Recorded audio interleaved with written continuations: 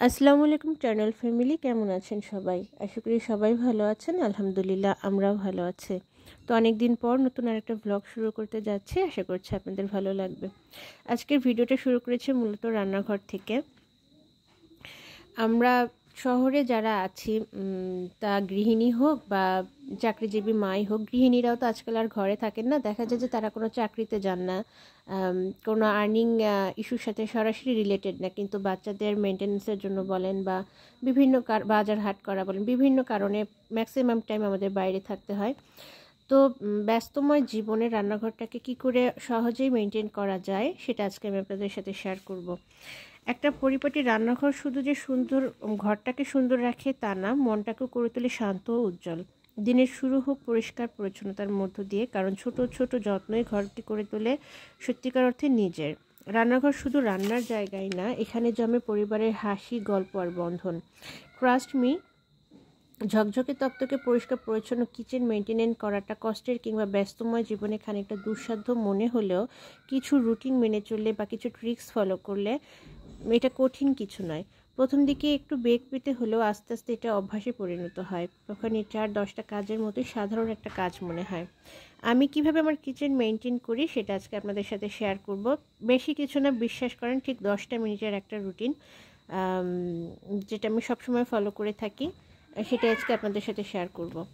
এই কাজগুলো করার জন্য দিনে যে কোনো একটা নির্দিষ্ট সময় বেছে নেওয়া যেতে পারে, যে সময় আপনি কাজগুলো করবেন। সেটা সকালও হতে পারে, রাতও হতে পারে, যেটা আপনার রুটিনের সঙ্গে যায়। আর ছোট ছোট কিছু কাজ আছে, মানে সাথে সাথে করে ফেলা, যেমন একটু পানি পড়লো সাথে সাথে সেটা মুছে ফেললেন। কোনো কিছু পড়লো, সেটা রান্নাঘরে হোক বা ঘরের যে কোনো জায়গাতেই হোক, আমি বেসিক্যালি আজকে রান্নাঘর নিয়েই কথা বলবো। সেটা সাথে সাথে মুছে ফেললে কী হয়, জায়গাটা আর ময়লা হয় না, কিংবা সেই ময়লাটা ঘরের অন্যান্য জায়গায় বা পুরো রান্নাঘরটাতে ছড়িয়ে পড়ার সম্ভাবনাটা কমে যায়। আর আরেকটা কাজ আমি সবসময় করে থাকি, সেটা হচ্ছে এক এক দিন এক একটা জায়গা আমি ক্লিনিং করি। তাতে করে কি হয়, ডিপ ক্লিনিংয়ের সময় অনেক সময়ও লাগে না, আর অনেক পরিশ্রমও করতে হয় না। আর সত্যি কথা বলতে কি, পুরো একটা দিন একটা কাজের পিছনে ব্যয় করার মতো সময় তো আসলে আমাদের নাই।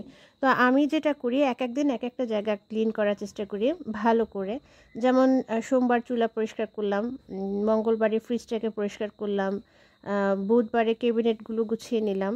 এই গেল একটা। আর একটা কাজ আমি সবসময় করি, সেটা হচ্ছে জায়গার জিনিস জায়গায় রাখার চেষ্টা করি। যে এখন এখানে থাক, পরে ঠিক করে রাখছি বা বের করে অন্য একটা জায়গায় রাখলাম, এটা আমি কখনোই করি না। যে জিনিসটা যেখান থেকে নিই, কাজ শেষ হওয়ার সাথে সাথে সেটা আবার আমি সেখানেই রেখে দিই। আর সিঙ্কে আমি কখনোই কোনো থালা বাসন জমা রাখি না। সেটা বেলার খাবার হোক, মানে ব্রেকফাস্টের কথা যদি বলি, সকালে নাস্তার পর আমার কখনোই থালা বাসন ধোয়ার সময় হয় না, কারণ নাস্তাটা করি আমি, সাথে সাথে বাচ্চাদেরকে নিয়ে বের হয়ে যাই। এবং অনেস্টলি স্পিকিং, জানি না, হয়তো অনেকে পারে, আমার আসলে হয় না। আমি যে সকালে ঘুম থেকে উঠি বিছানা দুটা গুছাবো, আমার সেই সময়টাও হয় না। ওই এলোমেলো বিছানা ওইভাবে রেখে আমাকে বাইরে চলে যেতে হয়। কিন্তু সকালের নাস্তাটা যদি বাদ দিই, দুপুরের খাবার, রাতের খাবার, বিকালের স্ন্যাক্স বা ছুটির দিনে সকালে নাস্তার পরে আমি কখনোই সিঙ্কে কোনো থালা বাসন জমা রাখি না, ওটা সাথে সাথেই ধুয়ে ফেলি। সিঙ্কটা যদি খালি থাকে, সিঙ্কে যদি থালা বাসন জমা থাকে, অনেকগুলো একটা কাজ মনে হয়, কিন্তু এটা যদি খালি থাকে, রান্নাঘরটাও ক্লিন থাকে, ঝামেলার মানে চোখের একটা শান্তি কাজ করে।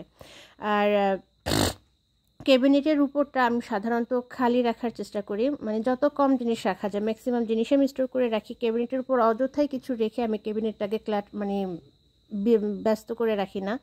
কি বলবো আসলে এটাকে, মানে ক্যাবিনেটটাকে বোঝাই করে রাখি না। তাতে করে কি হয়, ক্যাবিনেটটা পরিষ্কার করতে সুবিধা হয়। অনেকগুলো জিনিস যদি ক্যাবিনেটের উপরে থাকে, দেখবেন পরিষ্কার করতে গেলেও মনে হবে আচ্ছা ঠিক আছে পরে করছে, অনেক জিনিস ওখানে, অনেক কিছু সরাতে হবে। তো আমি ক্যাবিনেটটাকে সবসময় খালি রাখার চেষ্টা করি। আর রান্নার সময় যেটা করি, রান্নার মানে রান্না তো শেষে যখন চলে, মানে কষানোর পরে যখন ঝোলের পানি দিই, তখন তো হাতে অনেকটা সময় থাকে। ওই সময়টা থেকেই কিন্তু আমি রান্নাঘরটাকে পরিষ্কার করা শুরু করি। চুলার চারপাশটাকে আমি ভালো করে মুছে নেই। তারপর গ্যাসের চুলা হোক আর কারেন্টের চুলা হোক, রান্নার সময় তো একটু তেল মশলা ছিটতেই পারে। তো আমি সবসময় করি কি, ডিশ লিকুইডটা দিয়ে ওই চুলার চারপাশটা বলেন আর দেয়ালের পাশটা বলেন, আমি সবসময় মুছে নিই। এটা যে রোজই করতে হবে এমন কোনো কথা নেই, কিন্তু আপনি একবার ভাবেন তো, রোজই তো কিছু না কিছু ছিটছে, তো ওইটা যদি আমি রেখে দিই, ওইটা তো ওইখানে জমে যাবে, শক্ত হয়ে থাকবে, একটা দাগ পড়বে, দেখতে বাজে লাগবে। ডিপ ক্লিনিং ছাড়াও আমি এটা সবসময় করে থাকি, যে রান্নার সময় সাথে সাথে চুলার চারপাশটা, চুলার আশপাশটা আমি মুছে ফেলি। আর আপনারা কিন্তু দেখেছেন আমি কিন্তু ডিশ লিকুইড দিয়ে চুলাটাকে মোছার পরে একটা শুকনো ন্যাকড়া দিয়ে বা কাপড় দিয়ে জায়গাটা মুছে নিচ্ছি। আর গ্যাসের চুলার চারপাশটা আমি মুছে নিচ্ছি। আর শুকনো কাপড় দিয়ে মুছলে কী হয়, ভেজা জায়গায় যে একটা পানির দাগ পড়ে, শুকনো কাপড়টা দিয়ে সাথে সাথে মুছে ফেলে দাগটা পড়ে না, একদম ঝকঝকে চকচকে থাকে। আর আমার রান্নাঘরে এরকম বেশ কিছু ছোট ছোট কাপড় আছে, মানে পুরনো জামা কাপড়, বিশেষ করে ওড়নাগুলো আমি ফেলে না দিয়ে টুকরো টুকরো করে রেখে দিই।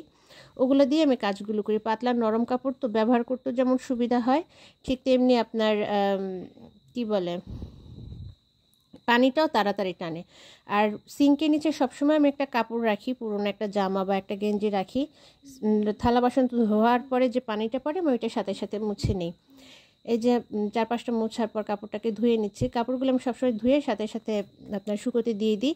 আর মাঝে মাঝে এগুলো করি কি, আমি একটু গরম পানিতে ভিজিয়ে সাবান দিয়ে বা ডিটারজেন্ট দিয়ে আমি এটাকে পরিষ্কার করে নিই, তাতে বেশি ময়লাটা চলে যায়। আর একটা কাজ করি, রান্নার পরপরই বা রান্নাঘরের উপরটা গুছানোর পরপরই আমি রান্নাঘরটাকে ঝাড়ু দিয়ে নিই। আর বাসায় যখন থাকি, কেউ না থাকে, তখন আমি ওই সিঙ্কের নিচে একটা গেঞ্জি বা কাপড় রেখে দিই। মেহমান আসলে তখন এগুলোকে সরায়ে আমি বড় একটা পাপোশ আছে, পাপোশের থেকেও বড়, ওইটা বিছিয়ে দিই। আর রান্নাঘরটা থেকে বের হওয়ার আগে আমি একটু রান্নাঘরটাকে ঝাড়ু দিয়ে দিই। এই ছোটোখাটো টিপসগুলো মেনটেন করলে আপনার রান্নাঘরও পরিষ্কার থাকবে। আর যে পর্যন্তই, সবাই ভালো থাকবেন।